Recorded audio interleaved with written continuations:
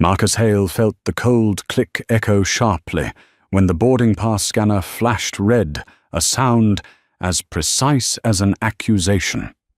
The passengers behind him hesitated, not because they recognized him, but because of the metallic tension radiating from the flight attendant's sudden silence. 2 seconds of standing still at Gate 14 of Seattle-Tacoma Airport were enough for Marcus to understand that the familiar storm had returned. He straightened his back like a steel column holding up a cracking space. His deep navy suit framed his tall build with rigid precision, yet his eyes carried a cautiousness sculpted through 26 years of unspoken stares. "I'm sorry, the system is having a small issue." The gate agent's voice was polite, but her eyes told a different story. Marcus said nothing, only nodded and walked through. His footsteps echoed through the jet bridge like memories replaying themselves, each strike weighted by the past. When he stepped into first class, the atmosphere shifted instantly. The scent of expensive leather, the warm, golden lighting, the familiar faces of people who believed they belonged here, effortlessly. And then she appeared. Hannah Boyd, blonde hair pulled tight, expression sharp as glass. Her polite smile lifted only one corner, as if too much warmth would be wasteful. Her glance at Marcus was not meant to observe, but to judge. "Boarding pass, sir." Her voice was neither soft nor harsh, but tense enough to pull the air taut like an over-tightened string. Marcus hesitated for half a second. The procedure did not require a second check. He knew it. She knew it. Everyone who had ever flown first class knew it. But he said nothing. He pulled out his pass slowly, intentionally, letting her see that he followed every rule always did. She looked, glanced again, sharper this time. Her lips hardened. "Seat 2A. She tilted her head with visible reluctance, as if she did not believe what she saw. Marcus simply nodded politely. Passengers began to notice. Derek Collins in seat 2 bee-eyed Marcus with a mix of doubt and the smug certainty of someone who assumed he understood more than the person beside him.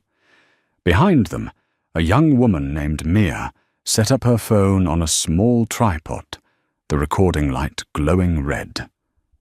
This time, Marcus did not know that the world outside this cabin was about to witness everything.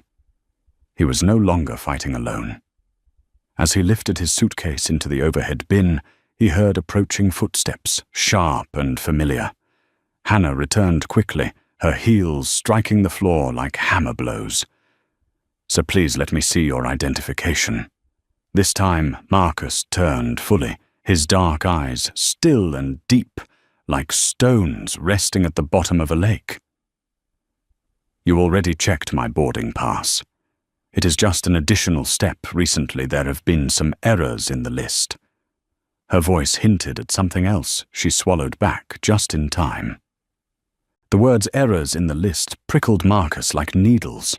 He handed over his ID. She held it up, tilted it, compared it exactly the way someone had done 26 years ago. "Brent, the man in seat 2? B muttered, "Probably a last-minute upgrade." Marcus turned his head slightly, his voice dropping into an icy calm. "I paid for this seat, just like you." Brent fell silent, cheeks burning. But the reason the cabin grew silent was not what Marcus said. It was how he said it, a quiet so sharp it felt dangerous. Not the silence of patience, but of decades of being treated like an outsider. A silence that could shatter things. Mia watched with widening eyes. The injustice unfolding inches from her hands had become evidence the kind Marcus and people like him never had in the past. Then the real explosion came. Hannah returned a third time. This time she brought a young flight attendant named Evan, his face pale with tension. "Mr. Hale, there appears to be a discrepancy in the list." Please step to the galley for further verification. Marcus straightened. I am not going anywhere. His voice was not loud, but it was so precise that Evan froze mid-step. The entire cabin felt drained of oxygen. Evan tried again. It is just to ensure there is nothing to ensure. Marcus turned in his seat, meeting Evan's eyes directly. This is not standard procedure, and you know that. Evan swallowed hard. Hannah tightened her grip on the papers in her hand, like she needed something to hold her shrinking authority together. From the back of the cabin, Mia whispered, "Oh my God, this is discrimination." Her live stream view count surged, but Marcus still did not know that the wave had already rolled far outside the aircraft. In that moment, Marcus felt the past tearing open like an old wound, the announcement calling his name 26 years earlier, the contempt in their eyes, the hand dragging him out of a first-class seat, even though he held a valid ticket. The face of the trainee that day, and that face stood before him now. Hannah. Her. The old pain twisted inside Marcus, but he was no longer the 23-year-old engineer with a wrinkled blazer. He was the chief executive officer of the system this airline depended on for survival. He had power, but what deepened his gaze was not power. It was the question burning inside him, why after 26 years had nothing changed. Marcus inhaled slowly. The cabin lights reflected in his eyes like metal heating to a glow. And Hannah trembled.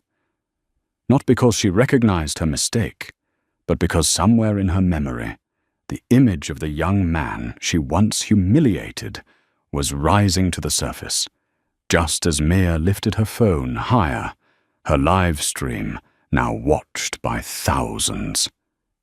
At the center of it all, Marcus Hale understood one thing.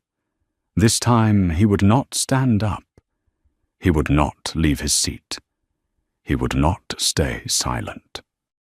And the moment he tightened his hand around the armrest of Seat 2A was the moment the American aviation system began to shake, because for the first time, the man who had carried this humiliation for 26 years had chosen to fight.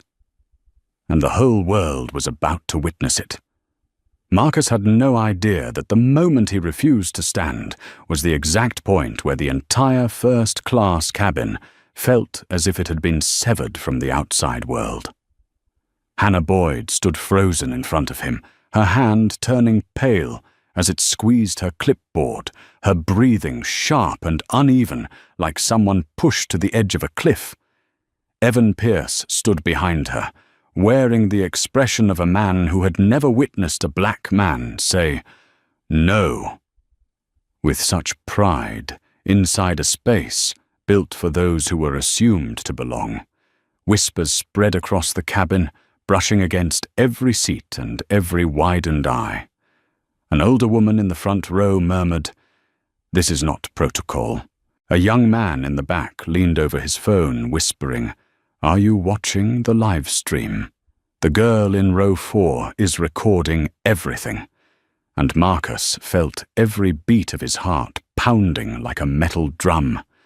Each strike echoed deep into the memory he carried to the place where he could still smell the old airplane from the year 1999, feel the wrinkled leather seats, and see the cold eyes of the trainee who had stamped a permanent scar onto his life.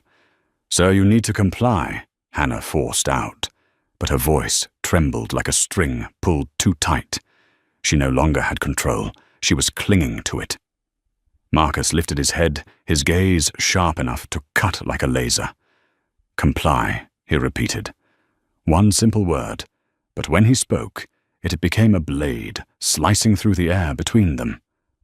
Evan inhaled shakily, trying to intervene. We just need to verify." Marcus turned in his seat and stared directly into his eyes. "You know this is not verification. This is an assumption. The assumption that I do not belong in this seat Evan froze, sweat darkening the collar of his shirt. Hannah whipped around toward the back, her voice snapping like a needle jab. "You stop recording the crew." Mia Alvarez did not blink. The red recording light on her phone glowed like a tiny warning flare. "I am not recording, crew," Maya said softly, but her words carried through the entire cabin. "I am recording a moment in America." The sentence hit the silence like a hand striking stone. Hannah stiffened her lips, pressed tight, as if this was the first time someone refused to bow to her authority. Evan turned to Marcus again, as if trying to speak, but he was trapped between fear and a dawning recognition that the man before him was not someone to be handled casually. And then everything fell into a thick, breathless pause. Marcus closed his eyes for a single second. Just one. But in that second, the floodgates of his past burst open, the security guard's footsteps dragging him from his seat long ago. His mother's tired voice saying, "It is all right, baby. You will find your place again." The job interviews, where he saw the recruiter's eyes slide down his resume, searching for a reason to reject him. The years he worked twice as hard, only to receive half the acknowledgement. He opened his eyes. "Then let me help you," he said, his voice dropping low, like the ocean holding back a rising wave. Marcus took out his phone. A simple movement, but when the screen lit up, the entire cabin felt drained of air. The blue glow sharpened every contour of his calm and unshakable face. The text on the screen made Evan gasp. "Oh my God, Aerosync Helios Core Echo Mode, stand by." Hannah jerked as if struck by electricity. Suddenly she understood the power this man held. What are you planning to do?" she stammered. Marcus placed the phone gently on his thigh, his eyes never leaving hers. "Do you know what Echo Mode is?" The question did not need an answer. Everyone knew she did not know. Evan knew, or at least he had heard enough rumors. "It will shut down everything," Evan whispered, his voice cracking. "Check in boarding baggage identity data. The entire system will collapse." A man in seat 3C gasped. A woman covered her mouth. Someone else said, "He is not just a passenger." Marcus spoke calmly. "I designed Helios. I left the empty slot in the protective code, and I am the only person with the authority and the ability to activate Echo." He paused, letting the air thicken. "And I sit in seat 2A because I paid for it. No one has the right to remove me from it." The cabin's heartbeat stretched thin, every gaze locked onto Marcus as if he were radiating light. But the thing truly glowing was the truth finally freed, no longer buried under uniforms or hierarchy. Then the unthinkable happened. Hannah's earpiece beeped sharply. Hannah speaking, she answered, her voice shaking. "What is happening?" The response came through with panic, tension, and unmistakable fear. Is a passenger named Marcus Hale activating Echo?" Hannah stared at Marcus. "Yes." She swallowed hard. "He says he is the CEO of Aerosync." 3 full seconds of silence followed. Then, "My God, what are you doing over there?" "He is Aerosync." The captain's voice cracked like a verdict delivered from the sky. "If he activates Echo, the entire North Star system collapses in 10 minutes. Call headquarters immediately. Do not do anything else." Hannah stood paralyzed, her legs threatening to buckle. Evan looked at Marcus with a mixture of awe and fear. Mia raised her phone higher, her live stream crossing 60,000 viewers, and Marcus simply sat there, straight-backed, steady, like a man fully aware that the world was tilting because of the force he created. But inside him was not revenge. It was the echo of a 23-year-old boy pulled from his seat, under the weight of contemptuous stares. This time he didn't stand. He did not yield. He did not let them force him out of the place he belonged. When Hannah stepped back, 3 trembling steps, Marcus spoke a single sentence, one that froze the entire cabin like stone. Now we begin telling the truth. The storm had formed, and nothing, not even the night sky outside the window, could stop it. The moment Marcus said, "Now we begin telling the truth," the first-class cabin stretched so tight it felt as if a single sharp breath could shatter it. Hannah Boyd stepped back, her hands, unsure where to rest, while Evan Pierce stood, frozen, his wide eyes reflecting the terrifying realization that the fate of an entire airline now hung by a thread. Every passing second sent Mia Alvarez's live stream view count surging higher, 87,000, 93,000, 102,000 viewers. The outside world was witnessing a confrontation no airline on Earth would ever want. And at the center of the storm sat a man whose calm face was more frightening than anger, Marcus Hale. Mr. Hale Evan tried his voice, trembling so badly each syllable sounded ready to break. "Please, please stay calm. We are only following procedure." Marcus tilted his head, his cold gaze slicing across Evan and landing straight on the fear in the young man's chest.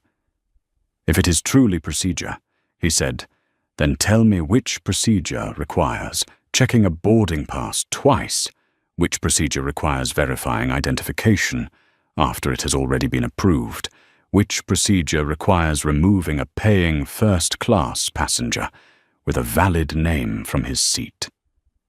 Evan swallowed hard. Sweat gathered under his collar. He wanted to answer, he truly did. But the truth was simple, there was no such procedure. Hannah jumped in, desperate to reclaim control like someone trying to grab a rope slipping through her hands. "We are only performing a secondary check because first-class seats have a high rate of mix-ups," Marcus cut in his voice, sharp and quick like a razor. "Or because by default you believe I could not possibly be the one who paid for this seat." The words slapped Hannah so hard she visibly flinched. Her mouth opened. No sound came out. Behind them, a man in row 3 muttered just loudly enough for everyone to hear. She assumed he was not the type of passenger who belongs in first class. That whisper, small as a spark, ignited a wave of tense murmurs across the cabin. But the chaos was not from noise. It came from eyes avoiding each other, from breaths held too tightly, from cheeks reddening, as passengers realized they too had once looked at Marcus the same way. Marcus rested his hand lightly on his phone, the Helios interface, glowing like an electronic heart, waiting for a command. "Who do you think I am?" he asked, his voice low enough that everyone had to fall silent to hear it. Hannah inhaled sharply, as if bracing herself on the edge of a cliff. You said you are the Chief Executive Officer of Aerosync Systems, but documentation proof You want me to prove I am myself," Marcus said with a soft laugh, gentle but deadly. He tapped the screen. A single tap froze the entire cabin. "He is opening echo mode," Evan whispered in shock. Hannah stumbled backward, as if the phone might explode. But echo mode was not an explosive weapon. It was a technological one, and far, far more dangerous. "Echo mode," Marcus said slowly, "is the shutdown protocol. In 8 minutes after activation, North Star Airways will lose check-in capabilities. In every airport, all flights will be frozen. Identity systems will collapse. Baggage transfers will stop, and hundreds of thousands of passengers will be stranded. The only sound in the cabin was the frantic beating of people's hearts. Evan's face drained of color. "Please, please do not activate it." "I have not," Marcus replied. but I want to know why I am expected to leave the seat I purchased." From the back, Mia spoke loudly. "Because they do not think you look like someone who belongs here." Several passengers stiffened, turning their heads to look at her, then at Marcus. They could no longer escape the truth. Hannah trembled her chest, rising and falling too quickly to hold steady. "I did not mean it that way. Didn't mean it." Marcus said, his voice as solid as stone. "You did the exact same thing 26 years ago." No one understood at first, but Hannah did. Instantly, as if someone had stabbed straight into the memory she had buried for nearly 3 decades. You are." Marcus snapped his fingers softly.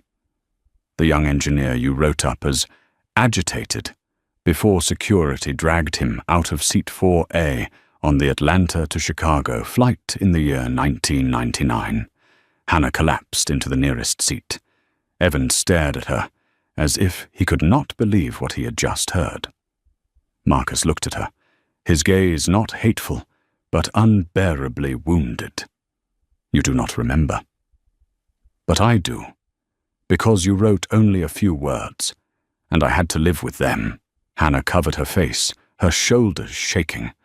For the first time during the flight, first class was no longer a place of luxury. It was a place of truth, a raw, painful truth no one could deny. As Hannah folded under the weight of it, Evan's headset crackled. "Pierce report." The captain's voice boomed loud enough for nearby passengers to hear. Evan spoke quickly, terrified that every second would push the airline closer to collapse. "Captain, he really is Marcus Hale, and he can activate echo mode at any moment." 3 long seconds of silence followed. Then the captain's voice broke, full of panic. "Maintain the scene. Do not escalate. Headquarters is connecting now.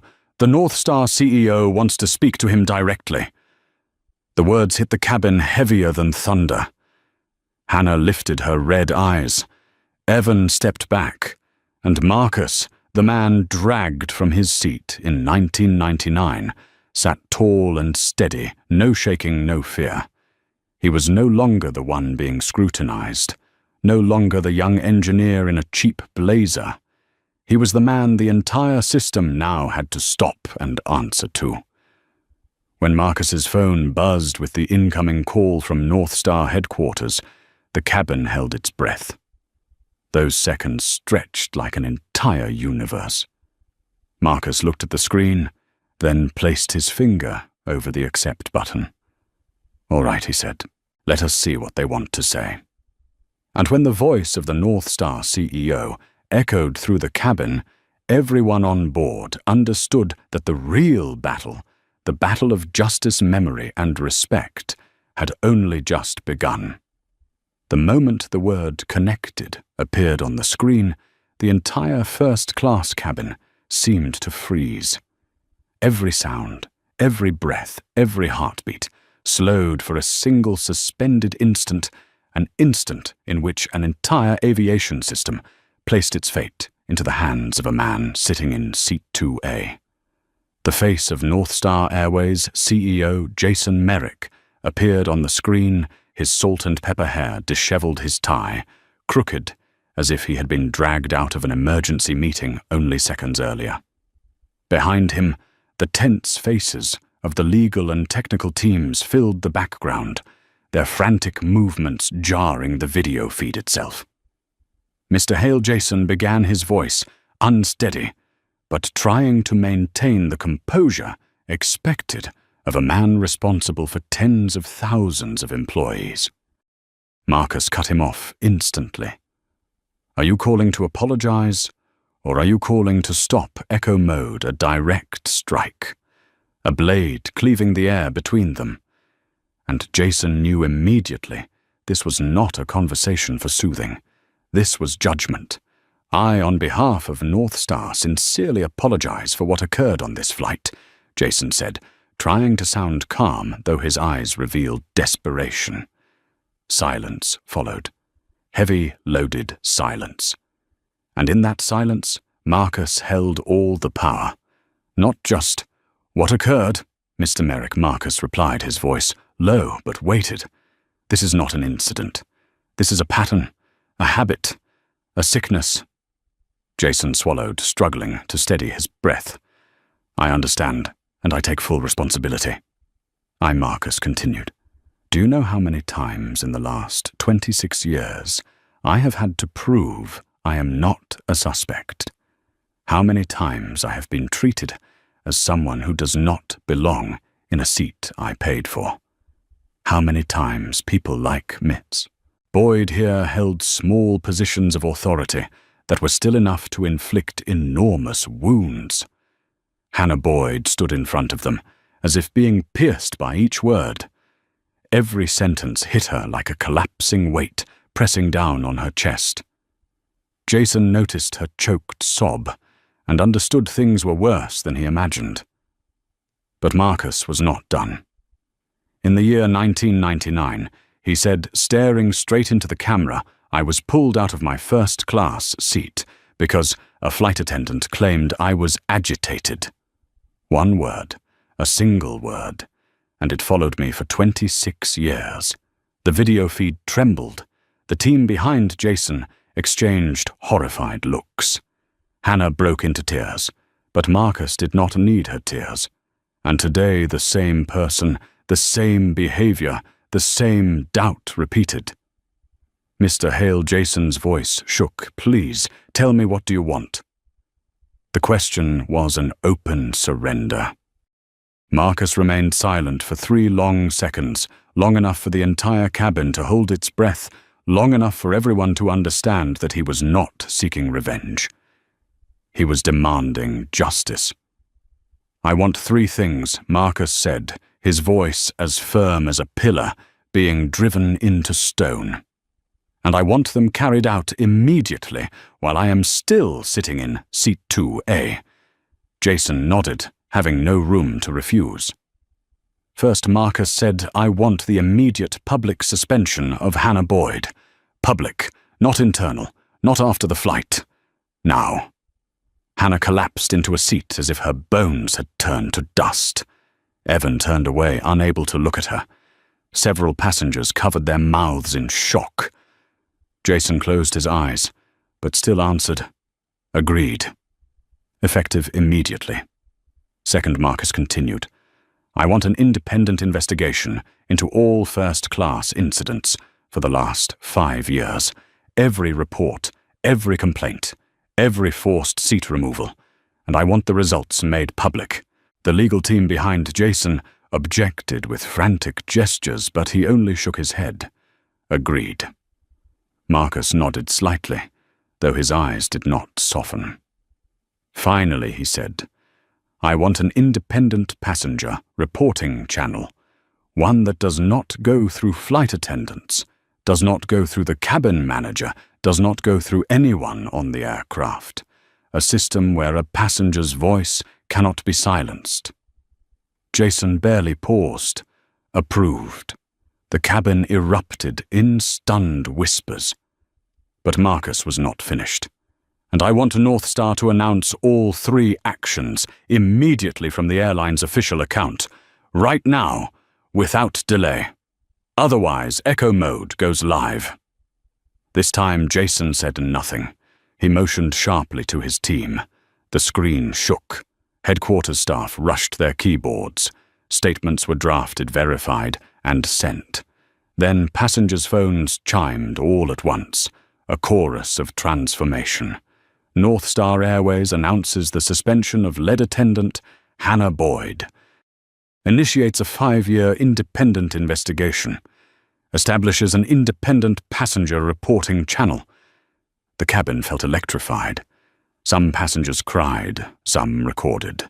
Others simply stared at Marcus, as if they were witnessing history. Marcus turned toward Hannah. She stood shaking eyes, swollen red hands trembling. But he said nothing. He did not need to. Justice had spoken, not through shouting, but through the weight of the seat he chose not to leave. Jason exhaled heavily. "Mr. Hale, we have done as you asked. Is there anything else?" Marcus looked into the screen, and in his eyes was something not rooted in rage or triumph, but in the buried pain of 26 yaws breaking through the surface. "I want," he said slowly, "to ensure that after today, no 23-year-old will spend a lifetime carrying a wound caused by one doubtful glance." Jason bowed his head. "I understand." The call ended. The cabin remained silent. But it was no longer the silence of fear. It was the silence of recognition, of truth, of respect for the man who had just brought an entire corporation to its knees. Evan stepped closer, whispering, "Thank you for not staying silent." Marcus looked at him briefly. "Silence always has a cost," he said, "but not everyone can afford to pay it." And in that moment, under the soft golden lights of the first-class cabin, a new chapter in American aviation history began not with the engines of a Boeing 787, but with the voice of a man who refused to leave the seat he rightfully owned. The moment the connection to North Star headquarters cut off the entire first-class cabin, sank into a strange stillness, no longer the explosive tension from earlier, but the quiet of hearts that had just witnessed a man stand against an entire system simply to keep the seat that belonged to him.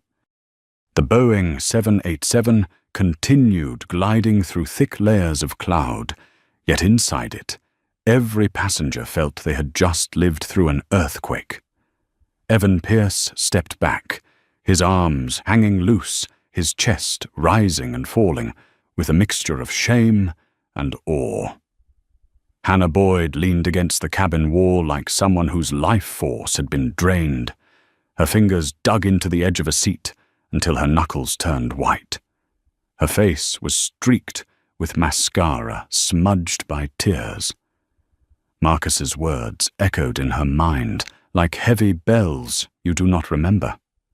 But I do, because you wrote only a few words, and I had to live with them. That sentence did more than shatter her confidence.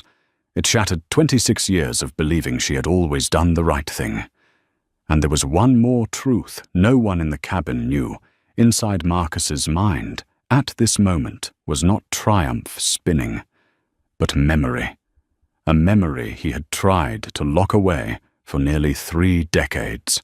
He opened the black leather case beneath his seat, unzipping it slowly as if he were reopening the wound itself. Passengers tried to look without looking. A middle-aged man leaned toward his wife and whispered, What is he taking out?" Marcus pulled out an old sheet of paper folded into quarters yellowed with age. The edges were worn, proof that it had been kept touched and wrestled with countless times. He unfolded it, each crease cracking softly in the still air. And when the words appeared, Hannah felt pierced straight through. Passenger appeared agitated, recommended for removal, filed by trainee Hannah Boyd. Her hand flew to her mouth, her eyes widening with horror. Marcus raised the paper to her eye level, his gaze cold but not vengeful, the gaze of someone deeply wounded, demanding the one who caused the pain to finally look at it. "Do you remember this signature?" Marcus asked, his voice soft, but as heavy as stone. Hannah stepped closer with difficulty, each step feeling like a verdict. She took the paper with both trembling hands, eyes scanning the line, then the tiny handwritten signature at the bottom. The handwriting of a 19-year-old girl, neat but devoid of empathy. Hannah's voice cracked like shattered glass. I do not remember writing this," Marcus answered without looking at her.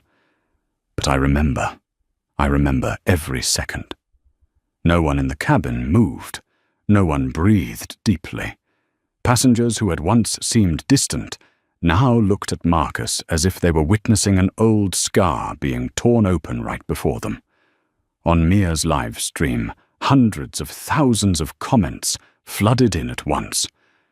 My God, I am crying. He kept that paper for 26 years. She really is the same attendant from the past. Mia's hands shook, but she kept filming tears welling in her own eyes. Uncle Marcus, she whispered. You kept it all these years? Hannah gasped, stepping back, the paper clutched in her hands like a confession sealed by time. And then something no one expected happened. Hannah turned to Evan, her voice barely a breath. Evan, bring me a notebook and a pen. Evan froze. You're going to bring them to me, Hannah said, and for the first time during the flight, her voice was not commanding, but pleading. Evan hurried off.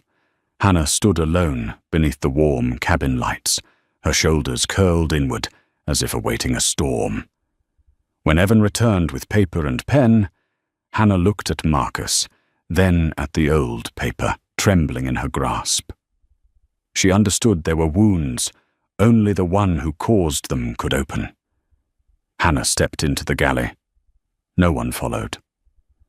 The cabin was silent except for the faint hum of the aircraft cutting through air. Minutes passed. Evan stood motionless. Mia set her phone down more gently. Marcus gazed out the window. Then Hannah emerged. The jump seat she had sat in earlier was empty, but in her hands she held another sheet of paper, brand new and clean, yet the handwriting shook violently, as though her soul trembled through every stroke. She walked slowly toward Marcus, and then, in a gesture that stunned the entire cabin, she knelt. A collective gasp moved through the passengers. Mr. Hale Hannah lifted the sheet of paper with both hands. I do not expect forgiveness. I do not expect acceptance. But I needed to write this. Marcus looked down. Hannah unfolded the paper. The words she had written were heavy, like each one was soaked in the weight of 26 years. I have served for 26 years without ever asking whether the way I looked at someone could wound them. I was wrong when I wrote that report in the year 1999.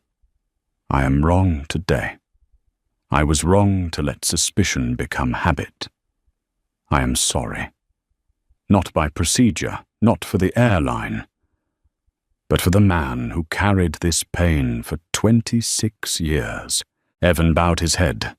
A woman in row 1 cried openly. A man placed a hand over his heart. Mia kept live streaming, though her own hands trembled so hard the image shook. Marcus took the paper. He said nothing. His eyes held no anger, no satisfaction, only the quiet of someone who has carried pain so long that even tears have learned not to fall. He folded the sheet and placed it in his case beside the one from 26 years ago, like placing the final period on a long-suffering sentence. This is not forgiveness, Marcus said softly, his voice carrying through the cabin louder than any engine. This is acknowledgement. Hannah bowed her head, deeper tears falling to the airplane floor in heavy drops. And sometimes, Marcus continued, acknowledgement is already difficult enough to begin. Silence filled the cabin, not tense, not fearful, but a silence thick with relief, as if everyone had witnessed a soul being washed clean in the sky. The plane slipped into a thick cloud layer, white light flooding the cabin and reflecting across Marcus's features, serene yet still marked by the cracks of his past. But for the first time in 26 years, that pain no longer belonged to him alone. It had been seen, heard, acknowledged. And at 30,000 feet above the world, Marcus Hale closed his eyes, letting the passing clouds draw a curtain over a past he had carried for more than half his life. The soft hum of the Boeing 787's engines continued like the steady breathing of a sleeping giant Yet inside the first-class cabin, no one felt as though they were on an ordinary flight anymore. Everything unfolding around them felt like a ritual of cleansing, painful quiet, and leaving behind a kind of shining imprint on everyone who witnessed it, while Hannah Boyd still knelt on the floor, tears running in long streaks down her hands. Marcus Hale closed the leather case that now held 2 sheets of paper from 2 different eras, one that had broken him years ago, and one that had finally made the person who caused the wound bow her head. Then he set the case down and inhaled slowly. The calm he felt was not the triumph of someone who won. It was the release of someone finally freed. Evan Pierce stepped back a few paces, his hands trembling so badly he had to grip the seat back to steady himself. He looked at Marcus, and for the first time in his life understood something he had never truly noticed before, that power does not come from rank or title or uniform. It comes from the ability to confront your own past. Evan swallowed hard, then stepped forward. Mr. Hale, his voice cracked. Marcus lifted his eyes, not angry. Evan bowed his head, his shoulders shaking, as if he were releasing a truth he had buried inside himself for far too long. "I am sorry," he whispered. "Not just for today, but for every time I saw something wrong and said nothing. I always thought staying silent was staying neutral. But now I understand silence is complicity." His words cut through the soft air, not like a blade of harm, but like a blade carving open a path to truth many people avoided in these polished first-class cabins. Marcus nodded gently, his eyes deep like water reflecting the night sky. "Young man," he said, his voice warm and low, "numbness to injustice is not strength. It is how people turn themselves into stone." Evan's eyes filled. "I will remember that." "I swear." Marcus did not answer, but in his gaze was something like quiet faith in the generation behind him, the one still young enough to change things. In the row behind Mayor Alvarez, the 17-year-old girl with the phone on a tripod watched Marcus with eyes blurred by tears. She stepped forward, her phone still in her hand, but no longer recording. She had ended the live stream the moment Hannah knelt, because she understood some moments were not for display, but for empathy. "Mr. Marcus Meir," said her voice, trembling but steady, I want to thank you." Marcus looked at her, his gaze softening. For what child Meir clutched her phone like it was armor? For not stepping back? She drew in a breath, her eyes shining like stars beyond the window. For standing up for people like my dad. Marcus froze. 1 beat, then 2. Your father Meir nodded. My dad is a software engineer. He is smart, brilliant, even he built systems for years. But he is always overlooked at work, in meetings at airports. He stayed silent so long he lost faith in himself. Her voice broke. I have never seen him smile like he was proud of himself. But when I live-streamed you, he saw it, and I saw him cry. Marcus felt something tighten deeply in his chest, not pain, but recognition, the realization that his suffering was not one man's burden, but the burden of thousands who had been treated as though they did not look enough like those who belonged in privileged spaces. He placed a hand on Mia's shoulder. What is your father's name? Daniel Alvarez. Marcus closed his eyes for a moment. I know him. Mia gasped. You know my dad. He worked at Interface Systems, Marcus said quietly. One of the most patient men I ever met. I do not remember him speaking much, but I remember his eyes. There was always something he wanted to say, but no one bothered to listen. Mia burst into tears. Marcus nodded gently, as if sharing a sorrow carried by 2 generations. He deserves to be heard. And today I hope he finally felt that. Mia sobbed and hugged Marcus, not with pity, but with the fierce embrace of someone holding the person who had spoken aloud the truth her family had carried in silence. The other passengers watched without a word. No whispers, no judgments. Because for the first time, first class was not a place of privilege. It was a place of truth. A few rows away, Hannah still knelt, clutching her head, eyes swollen. But now no one looked at her with hatred. They looked with the understanding that even those who cause harm eventually must face the darkness inside themselves.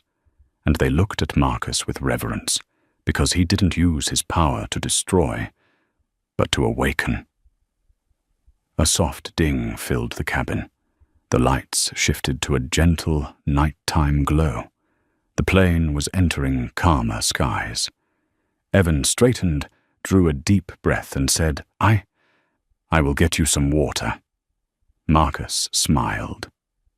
Thank you. Evan returned with a sealed bottle, though his hands still shook slightly. Not from fear of Marcus, but from fear of what silence can create if no one breaks it. Fear of becoming another Hannah Boyd someday. When he set the bottle on Marcus's table, he whispered, I want to do what is right. Marcus replied softly. Then begin now. Evan nodded. His eyes were red, but changed no longer, evasive, no longer fearful. They held the spark of someone who had just learned the true strength of courage. The intercom chimed, and the captain's voice, calmer, now filled the cabin. We are at a stable altitude. Cabin lighting will be reduced. Marcus looked out the window. White layers of cloud drifted past the moonlight, reflecting off the aircraft's wing like a silver blade. And he thought for 26 years he had learned to live with the wound. But today, for the first time, that wound was no longer invisible. It had been seen, acknowledged, and in being seen, it had begun to heal. Marcus closed his eyes, not to rest, but to feel what it meant to fly without carrying the weight of a yellowed piece of paper, because that weight had been shared among the hearts in this cabin. And high above the world in seat 2, a man finally began learning how to breathe like someone who was respected. The thin moonlight sliced through the dark sky like a blade pouring into the first-class cabin through the curved windows of the Boeing 787, coating the space in a silver-blue glow. Cold, yet carrying an uncanny power to heal. Marcus Hale leaned his head gently against the seat in 2. The bottle of water Evan had set down, still chilled to the touch. Yet inside him, a heat was rising, as though an invisible flame was burning through every layer of pain he had carried for 26 years.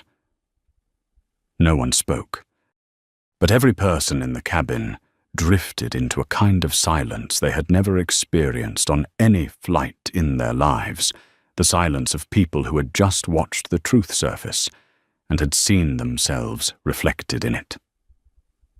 In that stillness, Mia Alvarez's phone screen lit up with exploding notifications. Live stream views, 187,000, 192,000, 200,000. She looked at Marcus, her gaze no longer the curiosity of a teenager, but the gaze of someone watching history being written. Mr. Marcus Mia whispered, though no one told her to lower her voice, the last clip is spreading fast online. Everyone is talking about you. Marcus opened his eyes, glancing at the girl as if seeing a version of himself from the past, a version untouched by injustice. What are they saying? He asked, his voice deep like the night wind. Mia held out her phone. The comments rushed by like a waterfall. The man from seat 2, eh? He represents all of us. It's all of... I am an engineer. I know exactly how he feels. 26 yaws carrying one sheet of paper. My God, I am crying in my living room. No one should be dragged out of a seat they paid for. Marcus Hale. That name will go down in history. Marcus read a few lines, then gently placed his hand on the phone, not to take it, but to lower it to the seat beside him. Maybe, he whispered, this is no longer just my story.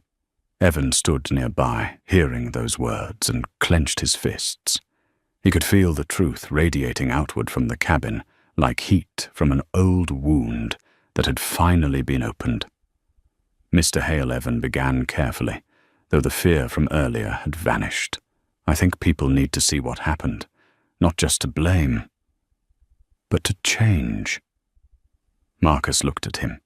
His eyes were deep and peaceful like dark water under the moon. Do you think you can stand on the right side? Evan inhaled, his lips trembling slightly. It is not what I think it is what I have to do. Hearing that from a 26-year-old suddenly reminded Marcus of himself. 2 decades earlier, young, hopeful, believing doing good was enough. But the world had not been fair to people like him, and he silently hoped Evan's generation would not inherit the same wounds. Farther back, a man with salt and pepper hair leaned toward his wife, his eyes red. "Do you see?" he said. "This is not about a seat. It is about respect."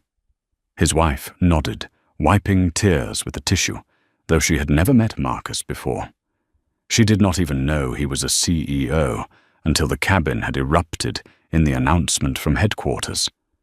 But what she saw more clearly than any title was this: he was a human being who had been hurt, and he was rising from that pain. As if to break the heaviness in the cabin, the plane's speaker chimed with a calming tone. "This is the captain. Flight conditions are stable. We are entering smooth air." But no one truly listened, because another storm inside the cabin was finally quieting a storm of pride, memory, and rebirth. Hannah Boyd still sat in the folding jump seat, her eyes swollen and red, her face pale, as though she had been hollowed out. But for the first time, no one looked at her with accusation. They looked at her as a lesson, a reminder that sometimes the one who causes harm is the one who must live with that mistake the longest. After a long while, soft footsteps echoed. Mia turned and saw a middle-aged white man in a grey suit approaching Marcus. He hesitated a moment, then said, "I want to apologize." Marcus looked up. "For what?" The man exhaled deeply, as if gathering the courage to confess something long buried, for being one of those people who looked at you the way they looked at you today. Not out of malice, but out of carelessness. And sometimes carelessness is worse than malice. Marcus held the man's gaze. His eyes were not sharp this time. They softened. Because he understood. And forgiveness always begins with understanding. "Thank you," Marcus said. Not for the apology, but for seeing the truth. The man placed a hand on the back of Marcus's seat before stepping away, his eyes glistening. Slowly, the people in the cabin were no longer strangers on a flight. They were witnesses to a moment that could change the way they saw the world and themselves. In seat 4C, a little girl around 10 tugged her mother's sleeve and whispered, "Mum, I want to grow up to be like him." Her mother laughed softly through tears. "What part of him do you want to be like?" The girl answered her tiny voice, steady as a knock from the future. "I want to not let anyone push me out of my seat." Marcus heard it. He bowed his head slightly, a thin smile forming on his lips, the first smile since he entered the cabin. And beneath that smile was a powerful undercurrent. If a 10-year-old could understand the message, perhaps the world was not hopeless. The aircraft turned through a high cloud layer moonlight falling across the cabin like a spotlight on the protagonist of a play, no one rehearsed, yet one that unfolded with heart-breaking perfection. Marcus looked outside. The city lights below blurred through the clouds like memories long buried rising again. He thought of his mother, the woman who sat beside him in the flight of 1999, the one who held his hand tight as they were dragged out of first class. "It is all right, baby," she said then. "You will find your place in the world again." And now in seat 2A, he whispered to himself, "I found it, Mom." A light feeling settled over Marcus, as if, for the first time in years, he could breathe air that did not carry the scent of suspicion, as if the weight of the past had finally loosened its grip. Maya sat in the seat next to him, staring out the window with him. "Mr. Marcus," she asked softly, "do you regret doing all of this?" Marcus tilted his head toward her. Moonlight carved the lines of a man who had been hurt, who had fought, who had risen, and who had finally been seen. "No," he said. "I only regret staying silent for so long." The cabin grew quiet again, but it was no longer the silence of tension. It was the silence of hearts that had just learned a truth sometimes. When one person dares to stay seated, the whole world must stop and listen. And at 30,000 feet beneath the silver moon of the night sky, Marcus Hale sat in seat 2, and not as a victim of his past, but as a light opening the way to a different future. A future in which people are not judged for who they are, but respected simply because they exist. A future that began right here on this flight. In this very seat, 2A, as the Boeing 787 continued slicing through the night clouds, the first-class cabin fell into a silence so profound that one could hear the rustle of fabric, the swallow of a throat, and the faint, metallic vibrations beneath their feet. But this silence was no longer pressure. It was the softening of hearts that had just witnessed justice bloom like a streak of light in the darkness. Marcus Hale sat in seat 2. Eyed the chair, now a symbol of the entire flight, his hand resting lightly on his leather case, as if holding a piece of his own soul inside it. The chill from the bottle Evan had brought still lingered, yet what truly warmed Marcus was something else, the realization that today he no longer had to carry his wound alone. Every passenger in the cabin, from the silver-haired woman in the first row to the young student in row 5, looked at him with the gaze of people who had seen a truth they could no longer turn away from. The phone vibrated softly. Mia glanced at it, startled. "Mr. Marcus, the media is already picking it up." She tilted the screen so Marcus could see the cascade of notifications. CNN breaking passenger wrongfully challenged on North Star Flight Force's CEO apology. BBC Airborne confrontation exposes long-standing discrimination. Washington Post from seat 2. 26 years of a buried voice. Hashtag see it too. A trending. Marcus read the lines, his eyes deep and still like a lake stirred by a faint breeze. He did not feel joy. He did not feel pride. He only felt strange. For the first time in 26 years, the truth was no longer confined to the yellowed sheet of paper he had carried, but reflected in the eyes of hundreds of thousands of people outside who understood him. Mia whispered, her voice trembling, "They are calling you the one brave enough to do what so many never dared." Marcus shook his head gently. "I only did what was necessary." But Mia answered immediately without hesitation. "But you are the only one courageous enough to do it." Evan, standing nearby, watched quietly. Those words made heat rise along his spine, as if someone were igniting the remaining silence within him. He stepped closer to Marcus and said softly, I want to make a promise. Marcus turned to him, eyes attentive. Evan swallowed and said, From today, I will never let anyone be treated the way you were treated. Not while I am present. Marcus saw in his eyes something he rarely saw in adults, untainted honesty, courage unsharpened by experience. He nodded gently.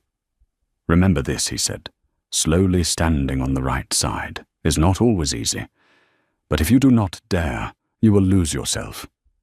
Evan bowed his head, eyes red. I understand. In the rear of the cabin, Hannah Boyd still sat silently, the confessional paper in her lap, her eyes red. But in that gaze, something had shifted no longer the defensive hardness of someone in power, but the pain of a person confronting a truth they had avoided their whole life. Another flight attendant approached, placing a hand gently on Hannah's shoulder, without a word. Some moments do not require speech, and this was one of them. Suddenly the intercom chimed with the captain's voice, but this time it was more than a flight announcement.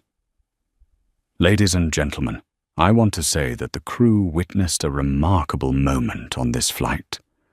A moment that I believe will make all of us reconsider how we view one another.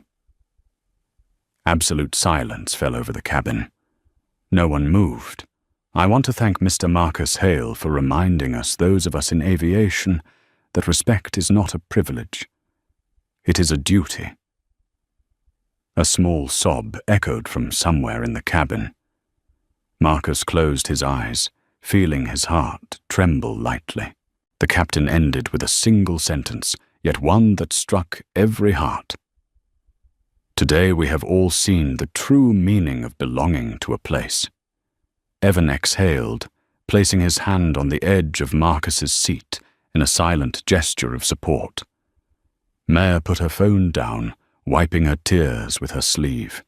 A few passengers placed hands over their hearts. Some bowed their heads. Everyone understood that they had witnessed something far beyond a flight incident. It was a reminder, a lesson, a wake-up call. And then, as the 787 began its descent, the cabin lights dimmed gently. Marcus opened his eyes. He looked out the window where the horizon glimmered with the first light of dawn. 26 years, he whispered. And finally the sun rises. Maya heard him and smiled through her tears. It is not just rising for you, she said, but for everyone who has ever been pushed from the seat that was rightfully theirs. Marcus watched the dawn light glimmer across the cloud layers. For the first time in his life, he didn't see the sky as a place of pain, but as a place he had reclaimed. And that light, the newly born light, didn't shine only upon the sky. It shone directly into the hearts of everyone in the cabin. It illuminated the moment when a man in Seat 2A had changed the way the world perceives respect. As the first rays of dawn began to filter through the curved windows of the first-class cabin, the sun had not fully risen, yet its light was enough to bathe the space in a gentle, warm glow, making the passengers feel as if they were part of another story, another world. The Boeing 787 began its descent, the fuselage vibrating lightly like a long exhale after a night of tension.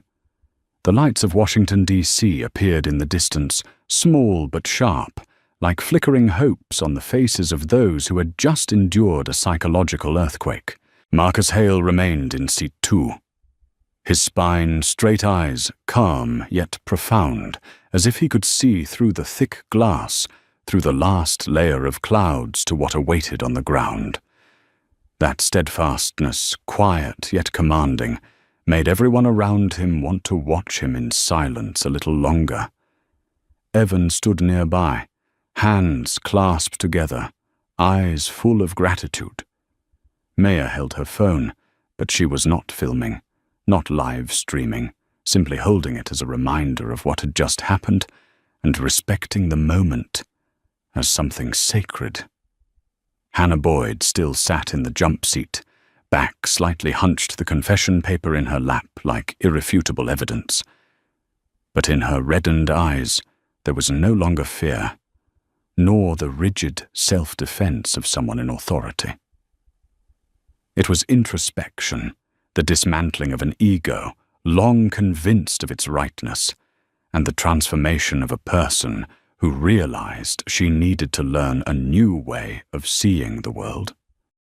A voice came over the cabin intercom, the captain's voice slow, steady, as if he too had been changed by the night. "We are preparing to land at Reagan National Airport. Thank you, passengers, for accompanying us on this meaningful flight." The words, "meaningful flight," were not mere pleasantries. Each syllable struck deep into the emotions of everyone present. The aircraft descended more rapidly, causing passengers to lean slightly forward. A soft click echoed from the landing gear deployment, the floor vibrating lightly. No one spoke. No one moved. Each person was absorbed in their own reflection, as if the sky was not the space they had just flown through, but the place where they had just been reborn. As the wheels touched the runway, the frictional groom did not startle the cabin. It felt like the conclusion of a ritual, the turning of a chapter, a curse lifted. The plane slowed, then came to a complete stop. The cabin lights glowed a warm yellow, no longer harsh, but gentle like the light of peace after a storm. When the ding signaled that seatbelts could be unfastened, no one stood immediately. They looked at Marcus, not waiting for him to lead, but to honor the moment for him, the man who had held this seat through a lifetime of endurance. Marcus unfastened his seatbelt, lifted his leather case, and rose with the calm only those who have overcome the greatest pain can possess. Evan stepped aside, his gaze filled with reverence as if before a teacher. Mia smiled softly, eyes glistening. "Mr. Marcus, I will tell this story to the world." Marcus placed a hand lightly on her shoulder. "It is not about me."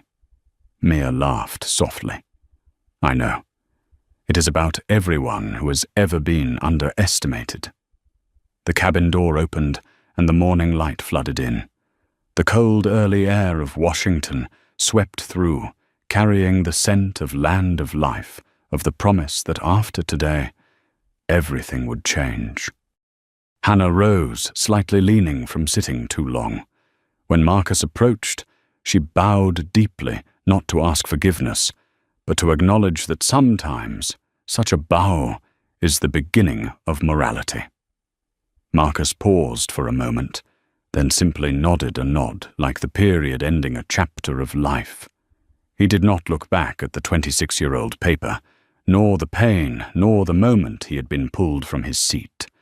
He stepped onto the jet bridge, each step echoing across the metal floor like a declaration. "Today I reclaim my seat." As Marcus reached the front of the bridge, hundreds of camera flashes went off. Reporters were waiting rapid-fire questions. "Mr. Hale, can you tell us, did you activate echo mode? Do you consider this an act of defiance? What message do you want to send to America?" But Marcus walked straight eyes, not meeting any camera. He was not there to expose his wound. He was there to heal it. At the end of the jet bridge, a young woman ran up. Dad Marcus stopped. It was Sophia Hale, 19, eyes full of worry, mixed with relief. She hugged him tightly. "I watched everything. I was afraid you'd get hurt again." Marcus embraced her, his hand on her hair as he had once comforted a trembling child. "No, Soph. Today I am not being pushed down again." Sophia smiled through her tears. "Dad, you're trending all over the internet." Marcus chuckled softly, for the first time on the flight. "It is enough that you know who I am." Father and daughter stepped off the jet bridge, entering the airport bathed in the glow of dawn. Behind them, the first-class passengers stood in quiet admiration. They were not looking at a man of power. They were looking at a person who had taught them how to stand up against wrong. And as Marcus entered the terminal, the flight display above reflected the image of a man no longer carrying the wounds from Seat 4 years ago. He had not only landed in Washington, D.C., he had landed in his own life, lighter, freer, and finally fully seen. Marcus Hale stepped off the jet bridge with deliberate weighted steps, his leather case still tucked neatly at his side, as if carrying an entire moment of history within it. The airport terminal flooded with the first morning light, reflecting on wide-eyed faces who had just witnessed an unprecedented story. A man who had been dragged from his seat 26 years ago now returned to claim his rightful place and send a powerful message to an entire generation. Sophia Hale, his daughter, walked beside him, eyes still red, holding her phone but not live streaming. She understood that this moment didn't belong to social media, but to courage and justice. Inside the terminal, the first-class passengers who had been silently observing stood and applauded quietly, or looked at Marcus with awe and respect. They realized that today was not just a flight, but a ceremony marking the true power of steadfastness and justice. Most of the flight attendants lowered their heads, pride gone, their eyes reflecting a new awareness that every action, every attitude leaves an imprint on those they serve. A few whispered to one another, glances furtive but filled with admiration. He is the man from Seat 2A, and no one can move him. Jason Merrick, CEO of North Star Airways, stood in the distance, phone still in hand, nodding lightly but profoundly. He knew that today his system had not only been challenged, but awakened to a lesson in respect and fairness.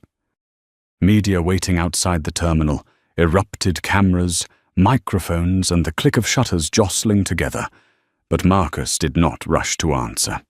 He understood that his presence and the steadfast act in Seat 2A had already spoken volumes. Sophia held her father's hand, voice trembling. "Dad, people are watching everywhere." "I have never seen anyone like you." Marcus smiled, eyes both warm and serious. "You are not seeing it alone, Sophia. The whole world is seeing. And now everyone knows that no one has the right to remove a person from the place they belong." Father and daughter walked through the terminal, each step light, but powerful, moving past crowds of passengers and staff, as if walking on the stage of a history just written. Each step Marcus took was a silent declaration. Courage and justice need not be shouted. They radiate from the most steadfast action.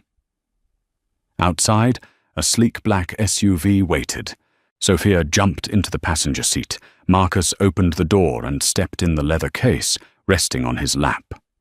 As the vehicle rolled through the sunlit streets, the light glinted on both of them, reflected in the car windows, and in their eyes, the light of freedom, of justice, and of a new beginning. News spread quickly.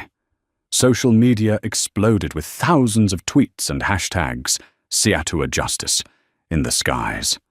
International media broadcast Mia Alvarez's clip, commenting on the moment Marcus stood firm against injustice, awakening the entire North Star Airways system. Meanwhile, Jason Merrick convened urgently with his legal and technical teams, ordering immediate implementation of Marcus's demands, public suspension of Hannah Boyd, initiation of a 5-year independent audit, and creation of an independent passenger reporting channel.